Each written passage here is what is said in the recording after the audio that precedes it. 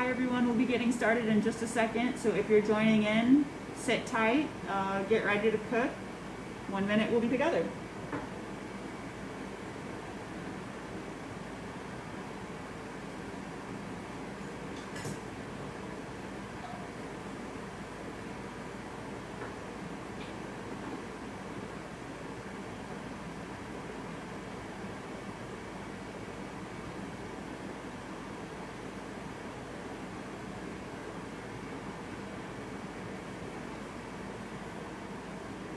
Good. Okay.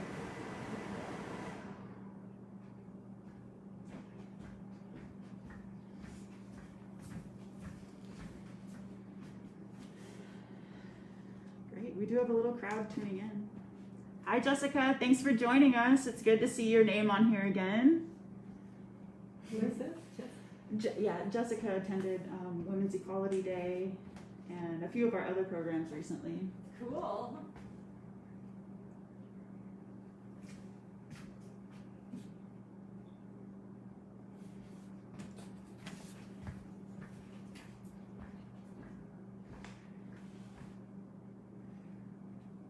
Oh, cool. Yay. Yeah.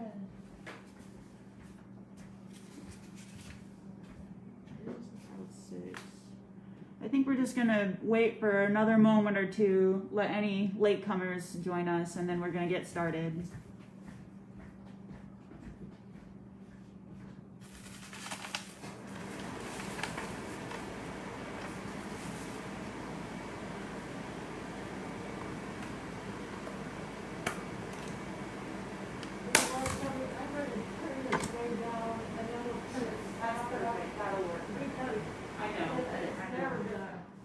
We're gonna set it up. I hope we still don't. We'll find out. All right, I think we're ready. We've got a little audience. If you're good to get started. Absolutely. Cool. All right, so I'll do my introduction over here, and then I'll flip over and show you. And you're demasking? I am in a demask.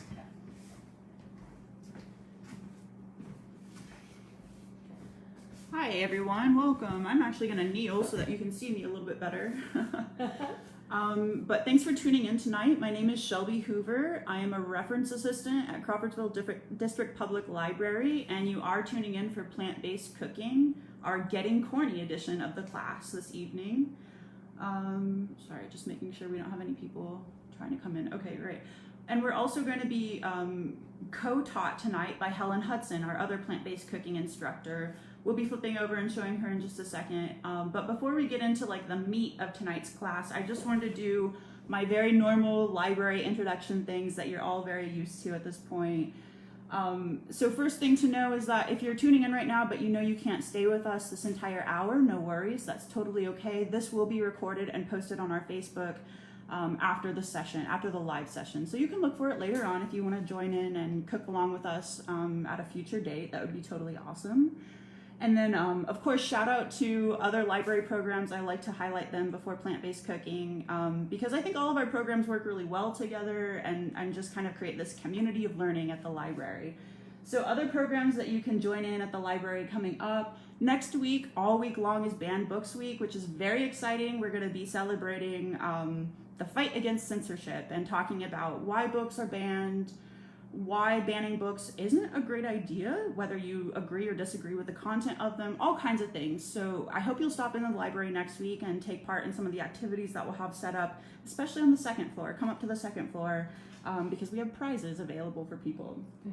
And then after Banned Books Week, next week on Tuesday evening, we have Yarnworks Live. So if you're looking to learn a little bit about how to become a crocheter or a knitter, we have 2 live tutorials next Tuesday, one at 6 p.m. for knitters and one at 7 p.m. for crocheters. And if you'd like to find out more, you can just visit our Facebook page at any time and kind of learn more about those programs.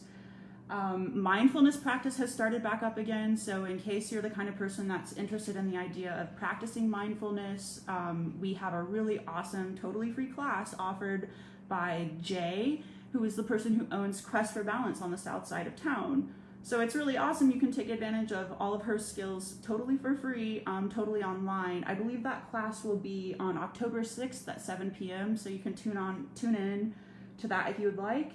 And the final thing I'll just shout out is that we are going to have a very exciting owl program close to Halloween time.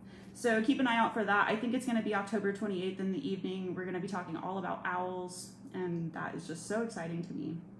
So with that, I also will just really quickly say, if you're not sure what you're doing here tonight, Plant-Based Cooking is a program that started a few years ago at the library, and it has evolved. We're no longer really focused on talking about all aspects of living a plant-based lifestyle. We're just really trying to encourage people to bring more plants into your diet, to try to integrate them a little bit more with the recipes that you may already be cooking. You don't have to be vegetarian, you don't have to be vegan, you don't have to be anything in particular tonight. You just have to be interested in learning a little bit about corn. And with that, I think I've said all of my introductory information. Oh, final thing. Recipes are posted on our Facebook page, but also if you would like for me to share them with you directly, I would be very happy to do that. Just shoot me an email at our reference email account. It's ref, like the beginning of the word reference, so ref@cdpl.lib.in.us. I know I said that really fast. I'll type it in as well. And just like I said, shoot me an email and I will attach these recipes so that you can follow along in your own time. And with that, we are going to get started. Yeah, that's it. And so now I'm going to flip you around and introduce you to our other instructor. You may or may not recognize her if you have been a participant of our classes before. But here she is, the one and only Helen Hudson. Hi, everybody. Well, welcome to my kitchen, and we're glad to have you here tonight. And Shelby's our lead teacher tonight. That's really fun for me because once a long time ago, I was Shelby's teacher even in school. And so we are doing, we'll just get started with welcome to Corny Cooking. Shelby's going to tell you a little bit about the history of corn, and I'll tell you a little bit about the nutrition of corn. And while we're doing nutrition, Shelby's going to pan around and just show you some vegetables from our garden, some of them from the supermarket, and other things in a cookery kitchen. Cool. All right, so like Helen said, to kick it off, I'm just going to tell you a little bit about the history of corn because, I mean, we're Midwesterners. It's in our blood, so we need to know what's up with corn. But also, I think we have some misconceptions about corn and how it fits into our diets. And also, it's just good for us to know the history of the food that we eat. So, in case you weren't aware, I think this is so cool. Corn is a grain that does not grow wildly on its own. It was absolutely created and domesticated by humans into the current form that we see today that we can eat. And the crop probably came from a Mexican kind of like grass grain that, like I said, agriculturalists probably, I think I said, yeah, about 9,000 years ago. So that's crazy, right? Like 9,000 years ago, very ancient agriculturalists were playing around with Mexican like grass grains and playing around with them and managed to create the predecessor to corn that we all enjoy now. But it does not grow wildly on its own. Humans do have to, oh yeah, and we also have another example of A predecessor. And a more interesting variety. So we're all very used to this kind of like milquetoast, like yellow, buttery yellow corn, but corn is so much more than just this. There are really interesting kind of, I think this is glass grain variety. Is that what this is called? It is. It's often called Indian corn. Yeah. Commonly.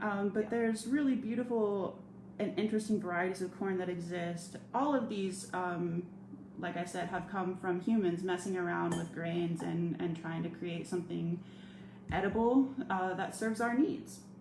And so, 9,000 years ago, corn was beginning to exist in forms that are similar to what we see today. And then it would have migrated around a little bit. It came to be in like southern Mexico and the regions down there. Hi, Bonita. Thanks for tuning in. And then it would have migrated slowly down into South America, up into North America. And then, of course, when Europeans invaded the area, they eventually would have taken it back to Europe. And then, of course, it became a worldwide crop that we know of today. And there are a lot of reasons why that happened. Corn is very easy to store. It's great for serving as an animal feed, all kinds of things. And it actually, as we're going to learn in just a moment, is quite nutritious. So there were a lot of reasons why it became a main staple crop for humans, and was then kind of taken from America and dispersed all across the world. And so now, like I said, we're going to turn over to Helen and learn a little bit about the nutrition of corn, because like I said, I think we all have some misconceptions and are just working with some mistaken ideas about what corn does in our diet. Okay. Hi everybody, I thought I'd move to a different corner of the kitchen so you can have a different view here. First of all, let's set the record straight. Potatoes, corn, and peas. All those vegetables get, we all love them, but they get a bad rap because they're so-called starchy vegetables. All that really means is they're very high in carbohydrates. People fear then that they will gain weight, that they will see their glucose spike by eating those foods. But vegetables are not ever high in protein or fat, but they are loaded with vitamins, fiber, minerals, and antioxidants to help prevent disease. Mm. The fiber in vegetables slows digestion, keeps you feeling satisfied, and prevents, actually, spikes in blood glucose. Fiber also helps feed the good bacteria in your gut, and we've all been reading and learning a lot about that in the last few years. So there, everybody, starchy, high-carb veggies like corn don't need to be avoided, and they can be part of a healthy diet. Just don't bury them under salt and butter automatically. Complex carbs such as those found in corn are a great way to keep your body fueled. So sweet corn. If you're growing it, feel free to saunter out to the corn patch to pick it, but run back with it and throw it immediately into a pot of already boiling water. You all know that little tale, probably. You're all Midwesterners. The shorter the distance and time between the corn in the field and corn on your plate, the sweeter it will be. Based on that rule, unless you're getting corn at the farmer's market, it's probably best to buy it frozen, assuming that corn is fresher than corn in the husk that you can buy at any supermarket. Fresh sweet corn tastes not only amazing, the current white yellow breed that Shelby just showed you is most popular now. In fact, that's every batch I bought this summer was exactly like that, and that's probably been true for the last 2 or 3 years. It is so sweet that it needs nothing on it to be succulent, toothsome, delicious. Mm-hmm. Corn is also very high in mineral content. Corn has thiamine, B6, folate, selenium, manganese, phosphorus, iron, and magnesium. So there. Sit down and make a meal of a half a dozen ears of corn. Yeah. So Shelby, let's make something delicious with corn for dinner. Do you have a salad in mind by chance? I think I happen to have a salad ready to go. And that is what we are all going to be working on together tonight. So, for anyone watching right now, we are about to transition into the kind of cooking tutorial portion of everything. And I know you don't have a recipe in front of you to follow along, but that's okay. It is going to be posted online. It already is posted online, and you will be able to look at it later. But just to give you an idea of what we're doing, we're going to be starting off with a charred corn and zucchini salad recipe. This recipe comes from budgetbites.com, and again, I'm going to be crediting all of this stuff for you guys later on. I'll be typing it in, so no worries. Don't feel like you have to hurry up and write anything down. But like I said, we're starting off with this charred corn and zucchini salad recipe. Oh, thank you so much. Mm-hmm. And not only is that from a website called budgetbites.com, but there's also an excellent book that I very much recommend you look into if you're trying to incorporate more plant-based foods into your diet. And also if you're worried about cooking on a budget, which who isn't, you know, it's a very common issue that many people are experiencing right now. But we do have that book at the library. I very much recommend it. And you can also just check out all of those recipes on budgetbites.com. It's a great website, like I said. But if you were looking at the recipe in front of you, as I am right now, you would notice that the very first step that we're told to do is get a cast iron skillet scorching hot. Because what we're trying to do is mimic what you would get, the effects that you would get from grilling corn, like outside. So cast iron is a really great tool to use to achieve that effect inside. You don't have to have cast iron, and it's okay if you don't. I know those pieces can be kind of expensive and also a little bit hard to maintain. But if you do have cast iron, you will want to get that out for this recipe. Like I said, get it over a flame, as hot as you possibly can get that flame, and you want to let that heat up for at least 10 minutes so that you can get the temperature really going on your cast iron. Cast iron takes a while to heat up, so if you just put it on the flame and try to cook on it after 2 to 3 minutes, it's not going to be nearly hot enough to get the char that you're trying to get out of it. So I'm going to go turn the heat up on the stove for just a second to get my cast iron heating up again. And then I'll come back and we're gonna start chopping up some corn and talking about how you can really get some great corn flavor out of a cob. Mm-hmm. Okay, so we're all good over there with the cast iron. It's heating up and we'll be ready to go when we're ready to toss our corn in. The other thing that you're gonna want to notice in your recipe is that you need to put just a little bit of oil in your cast iron. You could throw the corn in there dry, but it wouldn't be excellent. And the oil just helps kind of create some friction on there and get a nice char going again. So toss some oil in your pan, let your cast iron heat up, and then it is time to start chopping and cutting and doing everything. So what we're gonna do is take all of our corn ears and we're going to just cut the corn off. And this may be new to some of you. I know if you're not somebody who usually cooks with whole foods or with actual vegetables, maybe you just, like usually have a can of corn or frozen corn or whatever you do. No worries, it's really quite simple. There's not a lot to it, and you don't have to have a gigantic like butcher's knife like I do right here. You can just have a standard knife. I just happen to like this size.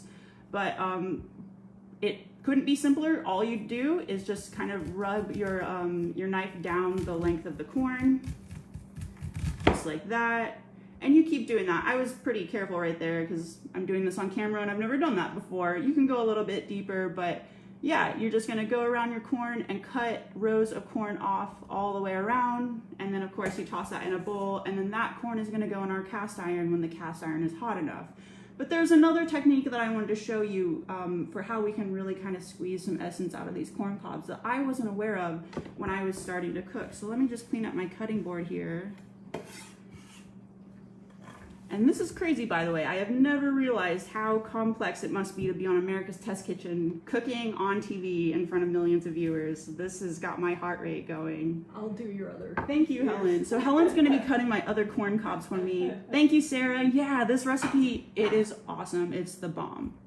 So I'm gonna quickly just keep cutting my corn off right here. Please don't judge me for my nicemanship on camera. I'm sweating bullets in here under my sweater.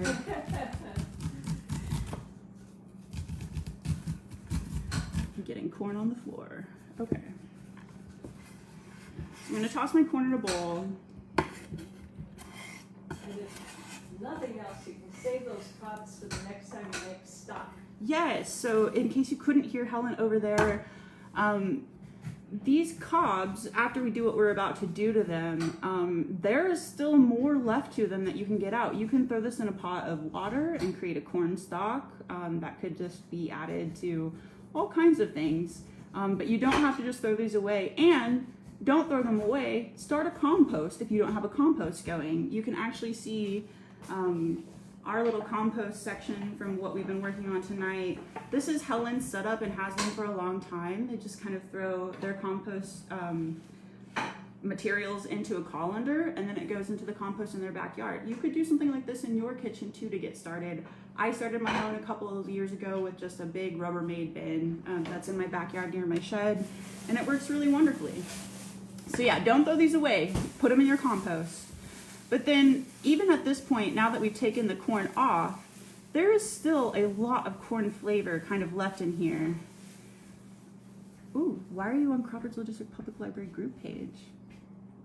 What's Melissa, that? I think we're supposed to be. I'm not sure what's going on there. It seems like other people are where they need to be, so I'm gonna leave that alone. Okay. So anyway, now at this point that you have your cob, what I want you to do when you're doing this is take your knife and take the unsharp edge, so the more solid edge that doesn't have the sharpness.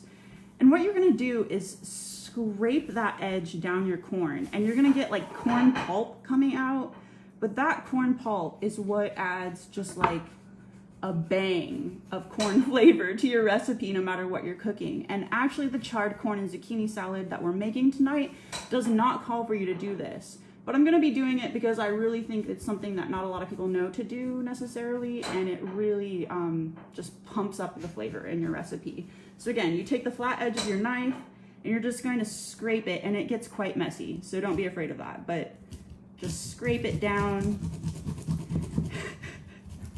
And as you can see, that pulp is coming out. I'm gonna flip the camera so that you can kind of see just how pulpy that is. Like, it's not whole corn kernels, there's not really big solid pieces, but that, when you toss it into your recipe, it pumps up the flavor to like 1,000. I'm like Guy Fieri over here, like coming up with food catchphrases. Okay. And so you can really tell when you've kind of gotten all that essence out, because you'll start to see a lot of emptiness in there, that where you're kind of squeezing that flavor and essence out. We could add one more step in our frugality here too. I'll show you where things can go next after we are even scraped. I just pulled this right out of my freezer. It's orts from all kinds of green vegetables, mushroom stems, and now we will put in the corn cobs. Yeah. So the next time I make a stock or a broth, there it is. Yes, that is actually so genius. So now that we've got the corn off of our cobs, I'm gonna go toss this in the cast iron, and then I'll be back and we're gonna get working on chopping up our zucchini and our onion and everything else.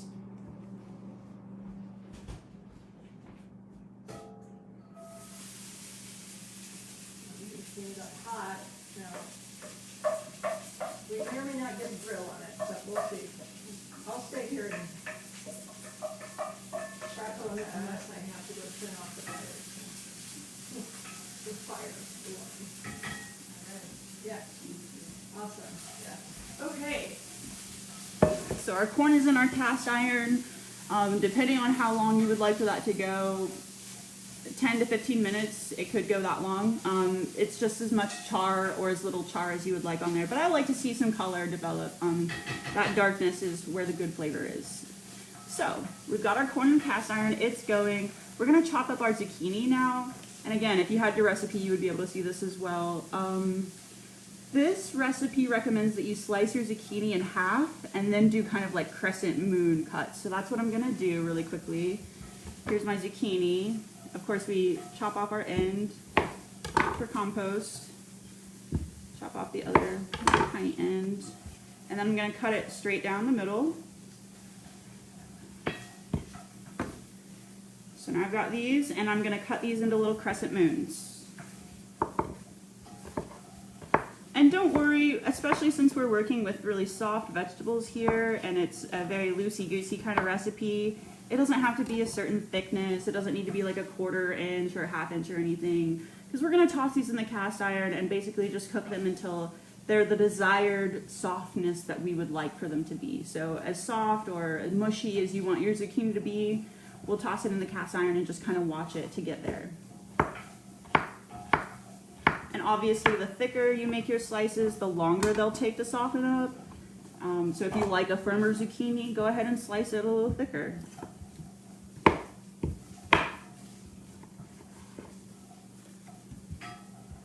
And this recipe calls for 2, but of course, if you really love zucchini, you could throw in 3 or 4. Or if you hate zucchini, you could substitute in another vegetable. Like yellow summer squash. Like yellow summer squash. Yeah, other than you wouldn't get the color contrast. Yeah, you wouldn't get the beautiful colors, but you know, not every recipe can be a beautiful blend of colors. We get that. But here you go, you can see my little half moons. Happy to say we're getting a little color over here. Yay! And then this recipe also calls for a red onion. If you wanted to do this but you didn't have a red onion on hand, that's okay. You can use any kind of onion. It's not really going to mess anything up. But the red onion will have a slightly different flavor and be, I think, a little bit firmer. It doesn't get quite as soft and mushy like a white onion or a Spanish onion would.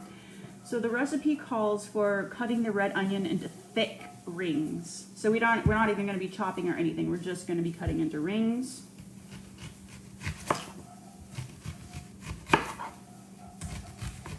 I have to be honest with you guys, I don't really love like really thick pieces of onion, so I might even chop them in half, just from my personal preferences. I agree. Feel free to be experimental like this when you're in your own kitchen, and trying to become a plant-based cooker, because experimentation is what will get you to where you want to be with your recipes.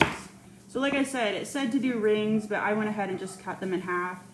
Why not both? Zooks and squash are amazing. You're right, Jessica, and that is my favorite thing about doing plant-based cooking recipes, is that you don't have to follow the formula that the recipe author set out for you. So if you love zucchini and yellow squash, which yes, me too, throw them in this, you know, like it's all going to work together. Vegetables are all going to taste delicious together no matter what. And if there's ever been a summer of yellow squash and zucchini, this was it. Yes, the yellow squash and zucchini were abundant this summer. So I'm just going to toss in the onion into a bowl with my zucchini while we're waiting for our corn to finish cooking. Is the zucchini coming over here? The zucchini is going to come over there into that, yeah. So what our recipe says to do is to brush our zucchini and onion with oil. We don't have to do that because we had a light coating of oil in our pan already. But then it wants us to remove the corn from the pan and let it cool. And while it's cooling, we're going to toss our zucchini and our onion rings into the pan and let them start softening up over heat. I am starting to get the onion cries a little bit right now. But let me go throw this in the pan and then we'll be right back, and we'll keep moving on. So, shall we go ahead and put the corn in? Yeah, this will corn take the away. place of it in the pan. Thank you. Do you think, do you care if we have a little bit left? No problem. All right. We don't, everybody can get to hear this, they just can't quite see it. There we go.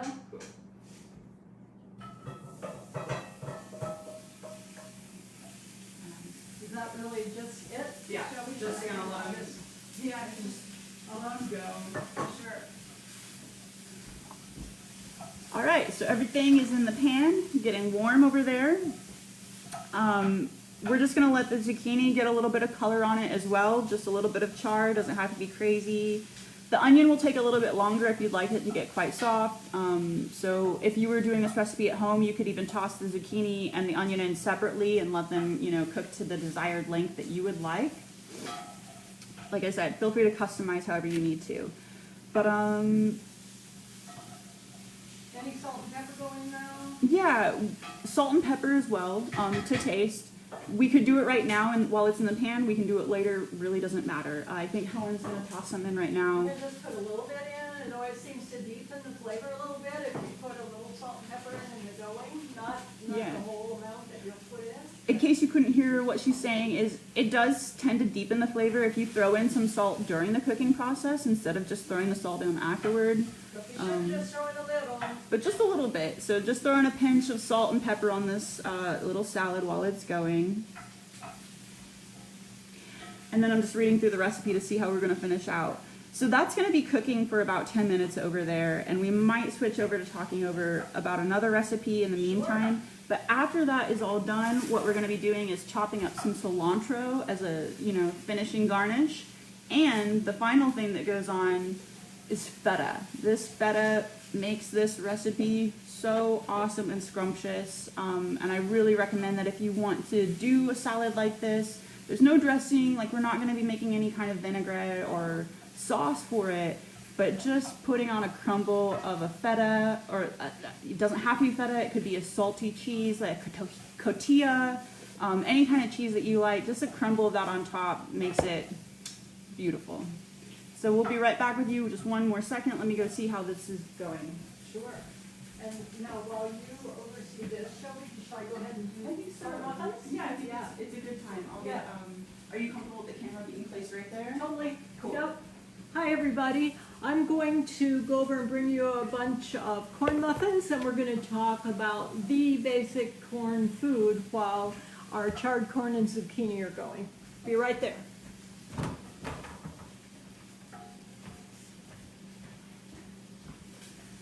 Obviously, we can't make everything all the time, so this will be another recipe you'll find on Facebook. And these are cheesy corn muffins. Now, the reason I chose to make muffins rather than a pan of cornbread is I think it's so much handier to have muffins like this that you can eat anytime with chili or cheese or any kind of soup. It also, they keep better, as a matter of fact, if you make them in muffin tins. If you have a pan that gets cut with that long open area, they tend to dry out more. Plus, let's face it, muffins are a little classier. All right, now, if we talk about the basics of cornbread, tonight we're going to stick with this basic recipe, and I want you all, if this is of interest to you, to really more or less memorize what a basic corn muffin or cornbread recipe is. Then you can always whip out a fresh bread from scratch within less than a half an hour that doesn't come from a box. So not only is it fast, it's fresh, it's whole food, and you don't have the waste of the packaging nor the trouble with the processed piece that will always be there in anything packaged from the store. Okay, cheddar corn muffins are kind of based on the principle of one. So to get these little babies, you do 1 cup of whole wheat flour, 1 cup of cornmeal, yellow cornmeal, 1 tablespoon of baking powder, 1/2 teaspoon of salt, and 1/4 cup of sugar. Whisk those dry things together in a large bowl. In a medium bowl right next to it, I even usually use the same whisk, this goes really fast, 1 large egg, a cup of milk, and 4 tablespoons of melted butter. The last ingredient, and you'll find this on your recipe when you see it, is 1 1/4 cups of another 1 1/4 cups of grated extra sharp cheddar cheese. That, of course, is optional. That's not basic, it's just very delicious. Now, I know that so many of you who are here tonight don't want to have gluten or dairy or maybe eggs or many of the things that were in this basic recipe. Not to worry, you can substitute everything literally in this recipe, except don't substitute your cornmeal and don't substitute obviously baking powder. But everything else, there we go. Think about flour. You of course can use all-purpose flour. Then these would be a little whiter, not so deep yellowy brown as they are. You can also use almond flour, quinoa flour, buckwheat flour. Experiment with flours. The alternate flours sometimes are a little pricey, but you don't use very much of them. I keep mine in the freezer all the time, so they'll never go bad for you. Just keep your bags in a space in your freezer. Even coconut flour. So a lot of people are very excited about coconut things these days. Please do look up a recipe online though if you're going to substitute coconut flour, because coconut is so wonderfully rich in fiber that every recipe I've seen will ask you to use like double the amount of eggs, so double the amount of liquid and thickener and leavening. You of course can leave out the salt. You can use other sweeteners besides sugar. Now think about it though, you know what a batter is? Everybody probably who's here is a cook of some degree or another, or even if not, you want your batter for muffins, it's sort of between cookies and cake. Most everybody knows what those look like. Cookies are pretty thick, right? You dump them down on their cookie pan. Cakes you can pour in. Muffins are in between. And so if you substitute your sweetener, don't want to use that 1/4 cup of white sugar, fine to use rice syrup, to use honey, anything sweet. But let's imagine you use honey. Then you might want to use dried milk for the milk. See what I mean? You don't want to end up with something so mushy that you won't end up with a muffin. You'll end up with cornmeal mush, which is also delicious, but it's a different food. Okay, So you can substitute sweetener, you can substitute your flour, you can leave out your salt. You can use egg substitute. Let me grab out of the cupboard. There is something you can buy in the store that is egg replacer. I always keep this around for when I'm out of eggs. We usually don't avoid eggs at our house, but I keep this around. You can buy this at Kroger or any supermarket. Also, just look online. It's very easy to make egg substitutes. Or you can substitute like an applesauce for an egg, because a lot of what the egg's giving you, in addition to all that protein and richness, is just liquid. Realize if you do that, let's say you put applesauce in, your muffins are going to be sweeter than these are.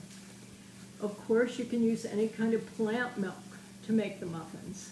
That makes them lower fat. And of course, you all know you can buy now almond milk, hazelnut milk, oat milk, flax milk, all kinds of things. Or you can go the other direction, of course. If you're doing this for a holiday meal, how about making them with buttermilk or sour cream? There you go. You get the idea. You can just go there. We're getting some nice shares coming. Thanks so much. Same with the butter. You can use any kind of oil or go oil-free. But do check recipes online for that, because your oil is so much, as Shelby was saying with her grilled corn salad there, oil gives this flavor, and we all know there's nothing quite like butter. If you don't eat dairy though, olive oil, other oils are very, very wonderful too, and you can find other things as well. Ditto with the cheese. So in other words, you can make this gluten-free, dairy-free corn muffin by substituting all the way around. No need to put anything in a good corn muffin. They're fabulous, as you all probably know, with soups and chilies. We're just hoping we can get you to make some of your own at home. Here are a few possible inclusions. I'm going to guess I'll use Shelby. I'll get my littler neck here. You can put various things in them. Here's some poblano from our garden. Here's some jalapeno from the garden. Here's Tabasco from the garden. That's what I put in this time, along with the cheddar cheese. So then you get a kind of a pretty interior here with all kinds of flecks of green and red showing up, and you see your cheese through it too. But consider jalapenos, pickled onions. That's a real tasty little bite in there. Cheese, of course, olives chopped up, sun-dried tomatoes, chives, anything green onions, herbs of various kinds, if you have an herb garden, or just some sage or some parsley, capers, whatever. Eat some cornbread. Hey, we'll see how our salad's doing. It's actually looking really good. Where are you guys over? I have an iPad. Why not? Yeah, You're mobile. excellent. So yeah, salad's looking pretty good in the pan. As you can see, we're getting some good color on our zucchini. We like to see like that going on. And you know, guys, I was debating about whether I was going to say this, but to be honest, I actually messed up the recipe before I put it in here. I was not supposed to chop up the zucchini into little pieces. I was just supposed to slice it in half and put the zucchini in a whole piece in the pan and let it get its color, and then chop it up afterward and throw the pieces in to the salad. But frankly, no big deal. Like I was saying over there, you know, you can make mistakes and you can make it work as well. And we're going to make it work. So no worries if you make a little happy mistake like that. You can get it all to come together by the end. And so yeah, she's looking really nice. There's some good color developing. We can let it go a little bit longer, or if you were at home and you didn't want it to get much darker, if you don't like that charring flavor, you could take it off now. It's really up to you. I'll keep stirring. Maybe, or do people want to ask some questions, Shelby? Excellent. Yeah, I can let them know. So let's flip the camera back around. Bring you back over here. Do feel free to pop in any questions that you might have into the chat. We will start being able to answer them now that we're a little bit less focused on cutting and throwing in pans and everything. But while Doc is over there watching the pan just darken a little bit, I am going to get my cilantro ready to go. And actually, I'm just gonna go give it a quick rinse because I haven't done that yet. So yeah, when you bring your, in case you don't know this, I didn't necessarily know this as a teenager, when you bring your produce home from the store, it's a pretty good idea to give it a quick rinse, especially in COVID times, you know, it's not gonna hurt. So I'm just gonna run this under water and I'll be right back with you. And while Shelby's doing that, everybody, if you get herbs at the store, fresh herbs that you want to hold on to more than one recipe, and most of us do because they're kind of pricey, think about putting them in a water glass in the refrigerator, just as if it were a bouquet of flowers. Put it in your refrigerator. That'll keep them. Yeah, things stay really nicely that way. Okay, so I've got my cilantro. She's nice and rinsed off, looking pretty, looking green. And so, oh, and Jessica said, and rice and soy sauce. In with the corn, Shelby? Yeah, you can go ahead and combine all of it together in the pan at this point and just like put it on low heat. Oh, other way around. Okay, Oh, I'll do that. or does it matter? Pour it back in there? No, you don't have to. Okay. Any way you want to combine it is fine. Okay. Yeah, it's all gonna be good. So just in case you're watching and very new to cooking with plants and you weren't aware, when you're cooking with cilantro, of course the whole thing is edible. You're not going to be poisoned if you eat the stalk or the stem. But some people find that they don't like the taste or the texture of that. And so really the part that we eat of cilantro is the leafy area. And to get it off of the stalk or the stem, you really are just going to take your knife and kind of run it down softly across those leaves. And I'm going to do it down on my cutting board so I'm not flipping things everywhere. But put your knife down, and you can even kind of pull your other hand with the stalks back, and it'll just take all of those leaves off just like that. And then the leaves are what we're going to actually chop up and dice and have as a garnishment on the salad. And so this recipe, I believe it calls for actually quite a bit, 1/4 cup of chopped cilantro. Again, that is something that you could adjust to your taste. Some people really don't like the taste of cilantro, so you wouldn't need to add this necessarily. But for a nice summery kind of corny recipe, I think cilantro just adds like a really nice bit of flavor and just cuts through some of the other It things automatically going on. slides it down toward Mexico too. Yes. It just makes it really Yes. Mexican. It becomes very like southwesterny. Ooh, are we ready? Almost. Almost, yeah. So Ooh. I'm gonna just get my cilantro chopped up a little, and then we're gonna finish everything off with that crumble of feta on top, like I said. And what could be better? That just sounds lovely. All right. Give everybody a quick look at the salad before it's cilantro. Beautiful. She's colorful, even with my mistake. No big deal. There's some Hardly cilantro a in mistake. there. Yeah, You can toss that around. probably cook better. And then, I mean, the recipe calls for a full 2 ounces. I don't know, you don't have to add all of it. You go as crazy as you want to. So we're just gonna top it off. And you could wait to do this. If you were serving this dish for, you know, friends and family, you could garnish like this in front of them, or let them garnish it themselves, or whatever you feel like. It's kind of fancy to do it in front of people, I think, but that's our recipe. That is our charred corn and zucchini salad. And it is delicious. It's totally wonderful. Thank you so much, Shelby. Yum. And so we have one more thing to show you tonight. It's another recipe that we already prepared. Am I jumping the gun, or that is next, right? Yeah. No, you're Yeah. right on target. So let me just flip the camera around. The last thing I wanted to talk to you guys about, and this recipe will be provided online as well. It is just one of my favorites, and especially for the fall season with things being kind of chilly and cold, who doesn't love soups, right? Like, I've seen people sharing memes on Facebook recently about like, oh, it's soup season, like let me get all of my soup recipes out. So this is one that you will want to add to your like recipe rotation if you like soups or chowders. It's a corn chowder with beans and jalapenos.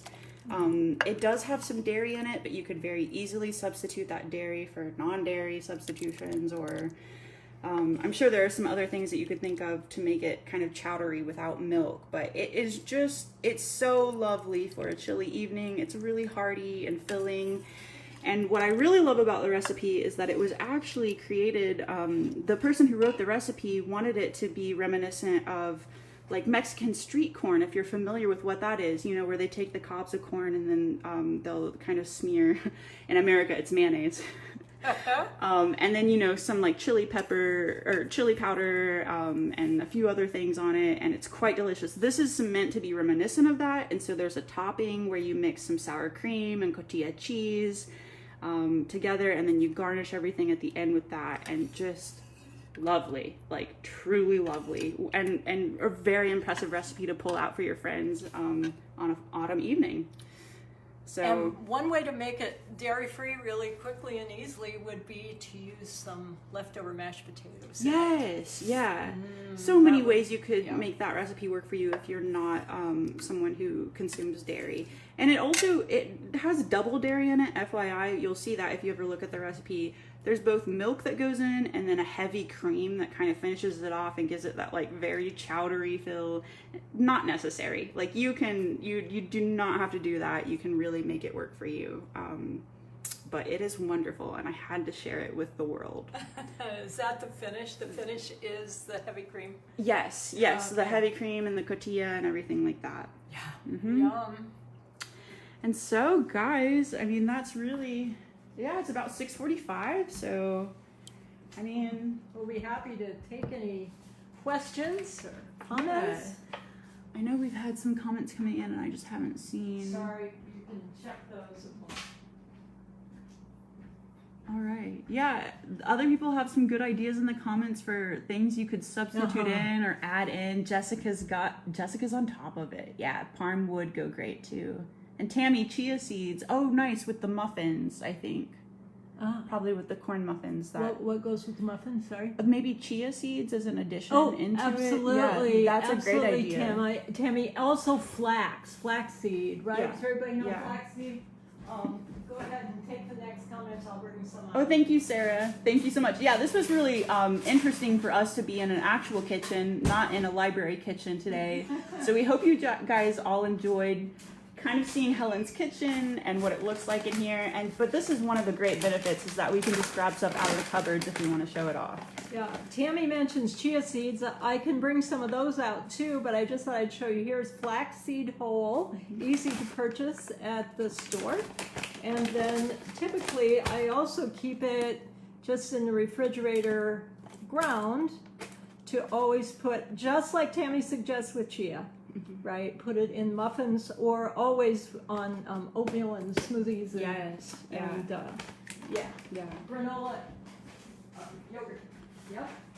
And so yeah, that's about our class for the night. But like I said, we'll be happy to answer any questions that people have if you want to throw them in the comments. And if there are no questions, we'll just kind of hang around and let people filter out. And some ideas about our next class. Oh too. yes. Oh my gosh, thank you so much. So Yeah. this is the really important thing. Thank you so much, Helen. I would just really love to know, what would you like for us to do with virtual plant-based cooking? As I was just saying, this opens up the class in a way that we can't necessarily do things when we're in the library. So if you have any thoughts about what you would like to see for our next class, which if we stick to the model would be 2 months, so we would be cooking in November. If there's anything you would like to see us do, we could do techniques. That's not something that we normally do. We could focus on specific ingredients, or if you have any asks for pumpkins. Tammy. Yes. Okay. Yeah. All We right. did pumpkins. No, we did squash, I think, once, but we did butternut squash once, but we haven't done pumpkins. but we per haven't se. done pumpkins. How about pumpkin chipotle soup? Oh my gosh. Yes. And actually, now that we're saying that, one of my coworkers, Yvette, who is a Brazilian, was saying something about putting a soup in a pumpkin, and I don't know what that is. My friend Virginia did this 25 years ago in Yes. Seattle. She was the first vegetarian I knew, That's cool. and that's what she brought for our kitchen Thanksgiving. That's awesome. Yep, we can I- do it. How that's about maybe we should super do cool. that? Okay, I mean, we're gonna say, like, let's do pumpkins next time. I love that idea. I grew pumpkins this year. I don't know if I can integrate that somehow, but Yeah. And yeah, let us know if you think this should keep going. I see we have a couple of positive comments, so I guess people would like to keep going this way. Yeah. It is honestly a joy to cook in a real kitchen. It was, yeah, this was really fun. Yeah. Yeah. So thanks for watching, everybody. But And last feel free to thing, talk to us too. yeah, feel free to keep throwing stuff in the chat, but I know a lot of people didn't see this for this round of this class, but we actually tried out something new that was really fun and that I would like to continue, so keep your eye out for this in November. But we did chef in a bag kits, and so a couple of people who registered really early for this class were able to come in and pick up their own little cooking kits with all the ingredients that they needed to put together the charred corn and zucchini salad. And so if you would like to be a recipient of a chef in a bag kit in November, like I said, just keep your eye on our Facebook page and get signed up right away. I think the first 5 people who will sign up will be able to get a kit, depending on what our recipe looks like. We'll see how expensive it gets. But anyway, so just FYI about that. Just to tantalize everybody, a pretty new book at our Crawfordsville District Public Library. I happen to have it checked out now, but I'll bring it back soon. Look what we find, speaking of pumpkins. Chipotle pumpkin soup alchemy, just to tantalize you all. Here comes some more books. Okay, yeah. Final thing, we'll stop throwing stuff at you guys. But like I said, in case you just weren't here at the beginning, one of our recipes tonight was from budgetbites.com. This will be on Facebook, but this is what the book looks like in case you want to check it out from the library. Column number is 641.552 MON. And then the other book that I was working out of tonight is Smitten Kitchen. Smitten Kitchen is Deb Perlman is the creator that who wrote that corn chowder recipe. So credit to Smitten Kitchen. I think a lot of people watching would also really enjoy this website and this collection of recipes if you haven't already checked it out. And here we go. We've got one more final round of books. Just one more here. This is this book from about 25 years ago is where our basic corn muffin came from. Shelby shares that online. But I did want to show you, if for no other reason than this great cookbook author's name. Yes. He is Crescent Dragonwagon and has been a famous chef for a long time. Crescent Dragonwagon is the Alice Waters of the Ozark, it says here. She is a great champion of things cornbread, so she's very fun to read, and so check out her Soup and Bread, a country inn cookbook. Thanks, everybody. Yeah, Come in and talk to us if you want to. We'll be here for a moment, but it does seem like class is about over, so go cook, go make some dinner. Hi, Sarah. Hi, Tammy. Hi, Brenda. Oh, look. Hi, Terry. Thanks for communicating. Hi, Jessica. Yeah. Hi. Is it Monica? Yeah, it is Monica. Oh, and Ruby. And Bonita. Mm-hmm. All right. Well, if we don't have any other comments, you can always reach out to the ref email that I threw in the comments. And we do have a question. What's your favorite corn dish? Ooh, wow. I mean, for me, it's gotta be that corn chowder, that recipe that I showed you guys at the end. It's the bomb. Like, it's just the bomb. Yeah. Oh, gosh, that's really hard. I love corn plain so much that I don't go for, fancy things. But a good corn casserole can just be amazing, right? Creamed corn casserole, the old Midwest standard. Yeah. Y'all are making me hungry. I know it's dinner time. I can't wait to dig into some food after this. Guess what we're eating? Got a lot of corn on the menu tonight. All right, guys. Well, I think we'll go ahead and wrap up and let you get to your evenings. And like I said, shoot us an email if you have thoughts or what you'd like to see in the future. But otherwise, keep an eye out and tune in November for our next class. Thanks so much for attending tonight. It was really, really fun to cook with you. Absolutely. All right. We'll see everyone later. For a first try, it was very fun. Yeah, I thought this was great. Corn casserole, yay. Go forth and cook, my friends. We'll see you later. And the fire alarm didn't go off. We were really afraid the fire alarm was going to go off because of the hot cast iron skillet. Everything went smoothly. All right. Auf Have a good Wiedersehen. evening. Bye-bye.